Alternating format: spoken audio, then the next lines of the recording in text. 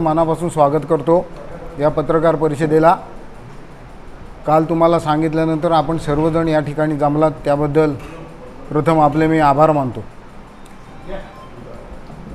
माझ्या समवेत आज आपले उपजिल्हा प्रमुख सुरेश महाडिक आहेत, तालुका प्रमुख बंधू तरडे आहेत, आमचे विरोधी पक्ष नेते माजी शहर प्रमुख दीपक सावंत आहेत, माजी नगराध्यक्ष कविस्कर साहेब आहेत, शहर प्रमुख आमच्या विद्या देसाई आहेत, युवा सेनेचे तालुका प्रमुख अंबावले साहेब आहेत, आमचे माजी नगरसेवक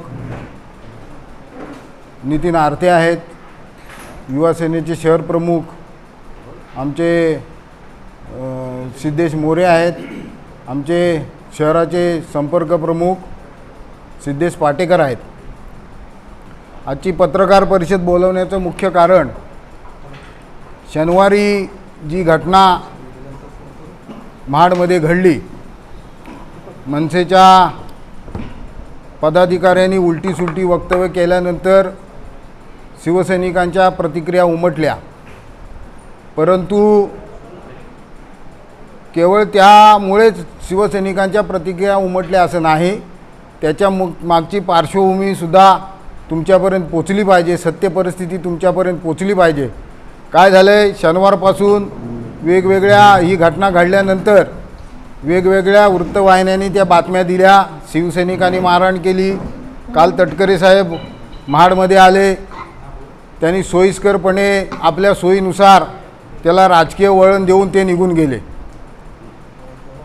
ही घटना ते मनसेचे पदाधिकारी बोलल्यानंतर लगेचच झाले का, तर त्याचं उत्तर असं नाही आहे, नाही असं आहे।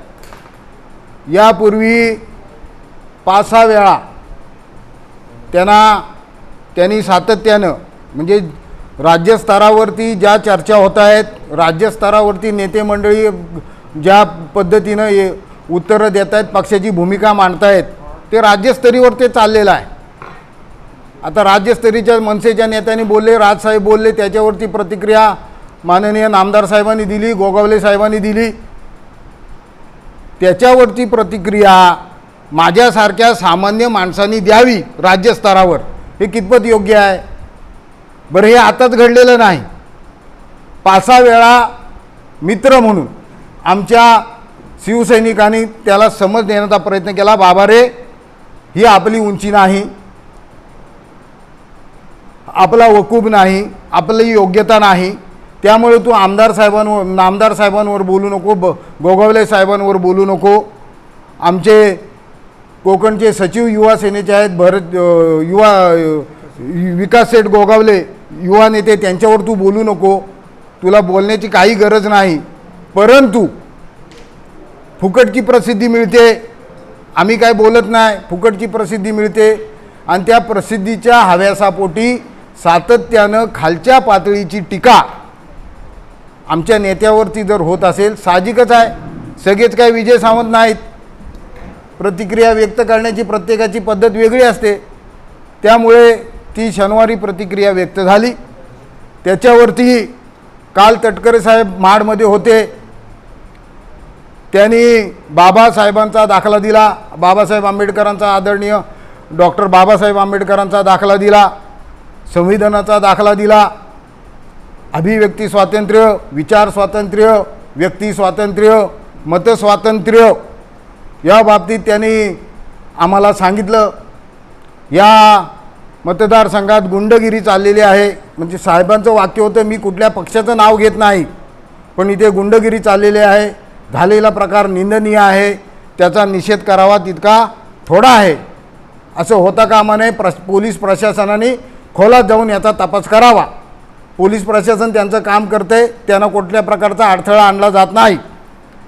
परंतु जर का तटकरे साहेबांना ज्या त्यांच्या कार्यकर्त्यांनी फीडिंग केलं आहे, माहिती दिलेली आहे, ती अपुरी माहिती आहे, जो प्रकार घडला त्याची पार्श्वभूमीसुद्धा तटकरे साहेबांनी जाणून घ्यायला पाहिजे होती।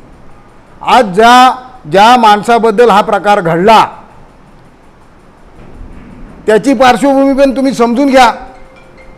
त्याच्यावरती सुद्धा महाड शहरामध्ये महाड शहर पोलीस स्टेशनला गुन्हे दाखल आहेत, कोर्टात त्याच्यावरती केसेस दाखल आहेत, तो जामिनावर बाहेर आहे.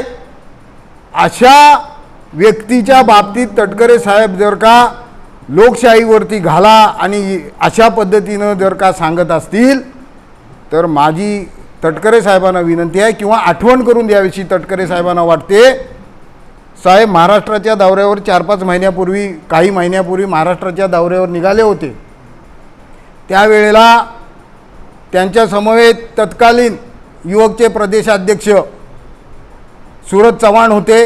युवा राष्ट्रवादीचे काही पदाधिकारी त्यांच्याबरोबर होते आणि त्यावेळेला शेतकरी संघटनेच्या काही पदाधिकाऱ्यांनी तटकरे साहेबांसमोर शेतकऱ्यांच्या व्यथा मांडल्या. शेतकऱ्यांच्या व्यथा मांडल्यानंतर सूरज चव्हाण यांनी तटकरे साहेबांच्या भाषेत सांगायचं तर लोकशाहीची बूज राखून, व्यक्ती स्वातंत्र्याचा आदर करून, अभिव्यक्ती स्वातंत्र्याचा आदर करून त्यांनी आपलं मतप्रदर्शन केलं. आणि मतप्रदर्शन कसं केलं तर त्यांना जबर मारहाण त्या शेतकरी संघटनेच्या कार्यकर्त्यांना केली.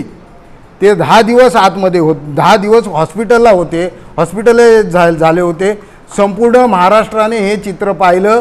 तुम्ही पत्रकार बांधवांनी सुद्धा ते चित्र पाहिलं. परंतु तटकरे साहेब हे सोयीस्करपणे विसरले की आपल्या प्रदेश कार्यकर्त्यांनी, प्रदेश अध्यक्षांनी, युवकच्या प्रदेश अध्यक्षांनी तटकरे साहेबांसमोर मारहाण केली आणि तटकरे साहेबांनी ही लोकशाहीची बूज त्यांनी राखल्यामुळं त्यांना बक्षिसी दिली. तटकरे साहेबांनी त्यांना फादर बॉडीचं प्रदेश सरचिटणीस पद दिलं. आता याबद्दल आम्ही काय बोलणार? सोयीस्करपणे मोठी माणसं आहेत, सोयीस्करपणे ज्या अडचणीच्या बाबी आहेत त्या विसरून जातात किंवा बाजूला ठेवतात, त्याला बगल देतात. काळा विषय तटकरे साहेबांनी घेतला नाही, परंतु तो घेतला तर मला कुठलंही राजकारण साहेबांचं वाक्य आहे, मला इथं कुठल्याही पक्षाचं नाव घ्यायचं नाही, परंतु त्यांना ते माहिती हा प्रकार शिवसैनिकांनी केला. हो, आम्हीसुद्धा म्हणतो ना, शिवसैनिकांनी त्यांची प्रतिक्रिया दिली की आम्ही त्याला नाकारत नाही. परंतु हे का झालं?